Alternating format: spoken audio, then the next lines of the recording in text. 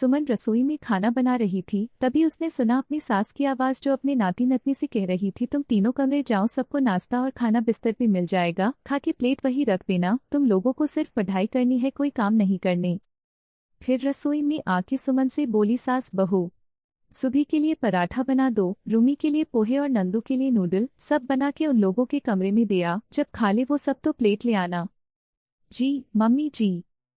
सुमन ससुराल आई थी। वैसे वो अपने पति के साथ रहती है, लेकिन कुछ महीने पे वो ससुराल आ जाती है। उसे ग्रामीण परिवेश अच्छा लगता था शुरू से, वो पली बड़ी हमेशा शहर में रही, शहरी भागम भाग से उसे चिढ़ होती, इसीलिए गाँव उसे आकर्षित करता। गाँव में उसके ससुर और सास रहते थे। ननद की शादी पास के गांव में ही हुई थी। वैसे तो ननद की शादी को बहुत साल हो गए थे, लेकिन ननद महीने में 20 दिन मायके में ही रहती थी। 3 बच्चे थे उनके, बड़ी बेटी सुभी 16 साल की, रूमी 14 साल की और सबसे छोटा बेटा 11 साल का। जब भी सुमन आती ससुराल, ननद अपने बच्चों समेत आ जाती। घर में गाड़ी के लिए भी एक आदमी था। 8-9 लोगों के परिवार में सुमन अकेली पूरे घर के काम करती, लेकिन कोई एक ग्लास पानी से भी मदद नहीं करते। उसके बाद दिन भर सास ननद के ताने। सुमन के पति को अपने घर के सदस्य के बारे में भली भांति पता था, इसलिए वो हर बार सुमन को मना करता कि तुम मत जाओ, मेरे साथ चलना, फिर मेरे साथ ही आ जाना। लेकिन सुमन कहती 2-4 दिन में मन नहीं भरता और वो मेरा घर है, किसी की वजह से मैं अपना घर जाना क्यों छोड़ दूं। लेकिन इस बार उसके आत्मसम्मान को झटका लगा। ये क्या बात हुई, बच्चे इतने छोटे बच्चे तो नहीं कि खुद से खाना ना ले पाए या प्लेट अपनी उठा के ना दे जाए। फिर सासू माँ का इस तरह से कहना, मैं क्या नौकरानी हूँ। इस बारे में सासू माँ से बात करनी होगी। शाम में वो सासू माँ के साथ आंगन में बैठी थी, तो उसने सोचा अभी बात कर लूं।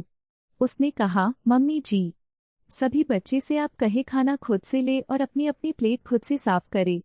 नहीं तो रूमी को बोलिए वो अपने भाई बहन का प्लेट साफ करके रखे।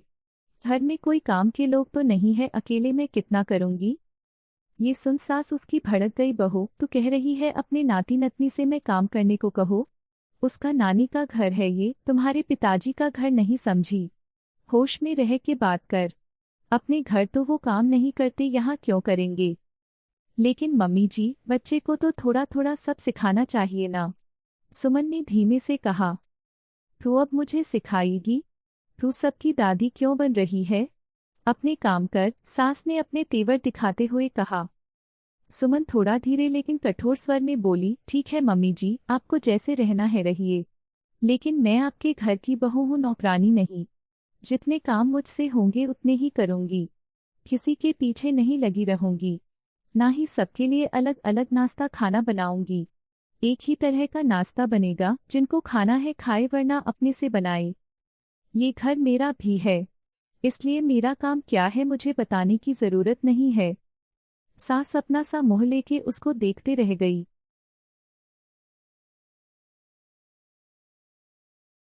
दोस्तों, आपको ये कहानी कैसी लगी वो लाइक और कमेंट करके जरूर बताएं और चैनल को सब्सक्राइब करना ना भूले। धन्यवाद।